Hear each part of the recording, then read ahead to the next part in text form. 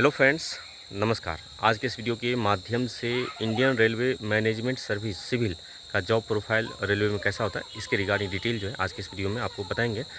पहले UPSC ESC के through ही exam conduct होती थी, तो सिविल का जो पोस्ट होता है उसका नाम होता था आईआरएससी, लेकिन अब जो है इसका आईआरएमएस सिविल कर दिया गया है। तो इसमें वर्क इस प्रकार से रहता है, ये यूपीएससी ईएससी एग्जामिनेशन के थ्रू सिलेक्शन तो होगा, उसके बाद फर्स्ट जो पोस्ट होता है वो आपको एडीएन का मिलता है, असिस्टेंट डिविजनल इंजीनियर या एएन असिस्टेंट इंजीनियर बोल सकते हैं।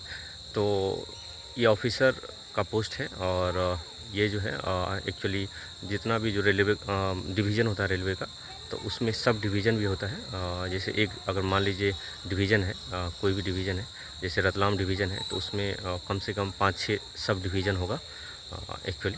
तो सब डिवीज़न या तो डिस्ट्रिक्ट जो हेड क्वार्टर रहता है उस तरीके का लोकेशन पे होता है, या अच्छे सिटी में ही लमसम रहता है आपका हेड क्वार्टर।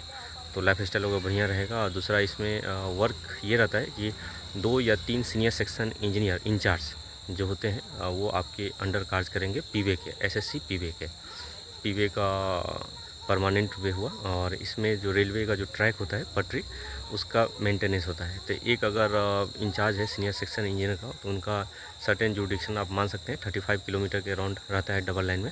सिंगल लाइन में 70 टू 90 किलोमीटर के अराउंड वैरी करता है एक इंचार्ज। तो आप मान सकते हैं 3 अगर इंचार्ज है या 2 इंचार्ज हैं, तो अगर 2 है तो 70 या 80 किलोमीटर के अराउंड रहेगा, 3 रहेगा तो 100 किलोमीटर के अराउंड आपका जुडिक्शन होगा।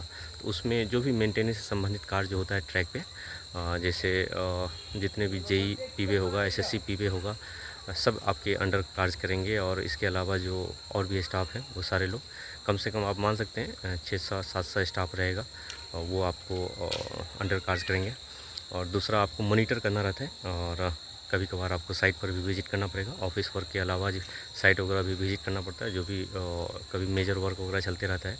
जैसे कभी पीक्यूआरएस मशीन चल रही है, कभी बीसीएम मशीन चल रही है, या इसके अलावा जो शेड्यूल इंस्पेक्शन जो होता है, ट्रॉली इंस्पेक्शन वगैरह, वो आपको करना पड़ेगा।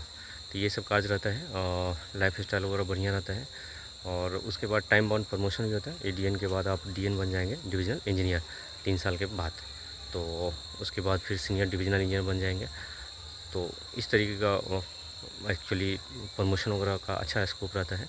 बाद में बहुत आगे तक आप बन सकते हैं, ऐसा नहीं कि जीएम तक, जीएम डीआरएम सिटी पीसी सब बन सकते हैं। प्रमोशन होते रहता है इसमें। तो यही सब है डिटेल। अगर आपको चैनल अगर अच्छा लगे तो जरूर लाइक सब्सक्राइब शेयर कीजिए। धन्यवाद।